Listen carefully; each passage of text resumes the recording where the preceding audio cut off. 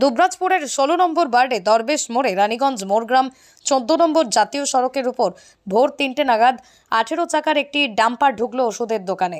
ভোর নাগাদ দুর্ঘটনা হওয়ার জন্য কোনো প্রাণহানির ঘটনা ঘটেনি, তবে ক্ষতিগ্রস্ত হয়েছে সর্পপ্রেমী অমিত শর্মার ওষুধের দোকানটি।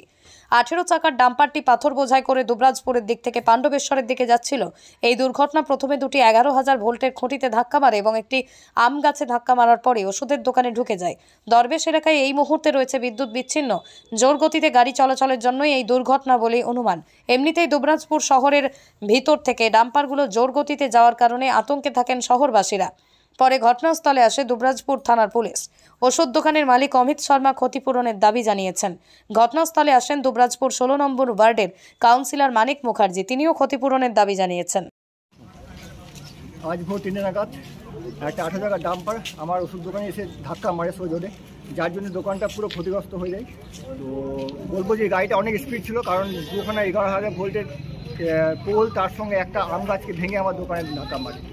তো ধাক্কা মারার পর সেখানে পুরো ড্যামেজ হয়ে যায়।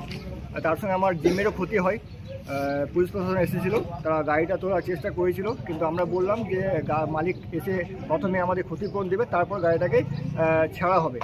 তো তা সত্ত্বেও ওরা গাড়িটা নিয়ে যাওয়ার চেষ্টা করছিল, বললো যে হ্যাঁ থানাতে নিয়ে যাব। কিন্তু আমি একটা কথাই বললাম যে থানাতে নিয়ে গেলে কিন্তু আমাদেরকে হ্যারাসমেন্ট হতে হয়, কারণ আমি নিজে হ্যারাসমেন্ট হয়েছি। 2-3 বার এখানে অনেক অ্যাক্সিডেন্ট হয়েছে, আমি 2-3 বার গেছি লোকের সাপোর্ট হয়ে কথা বলতে, সেখানে আমি অনেকবার হ্যারাসমেন্ট হয়েছি। তো তার জন্য আমি বললাম যে প্রথমে আমার যে ক্ষতিপূরণ, সেই ক্ষতিপূরণ আমি নেব, তারপরে আমি কিন্তু এটা গাড়িকে ছাড়বো। ততক্ষণ আমি কিছু বলতে পারবো না। তো আপাতত পুলিশ প্রশাসন চলে গেছে, গাড়ি চলে গেছে। তো আমার ক্ষতিপূরণ প্রথমে দেওয়া হবে, তারপরে আমি গাড়িটাকে ছাড়বো। অনেক কষ্ট করে ধার দেনা করে একটি দোকানকে খুলেছিল 2-3 মাস আগে।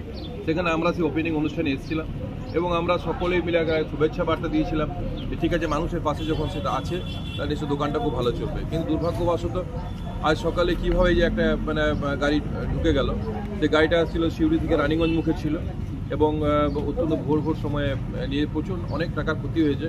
প্রায় লাখ 2 টাকার ওর কথা মতো প্রায় লাখ 2 টাকা মতন ক্ষতি হয়েছে।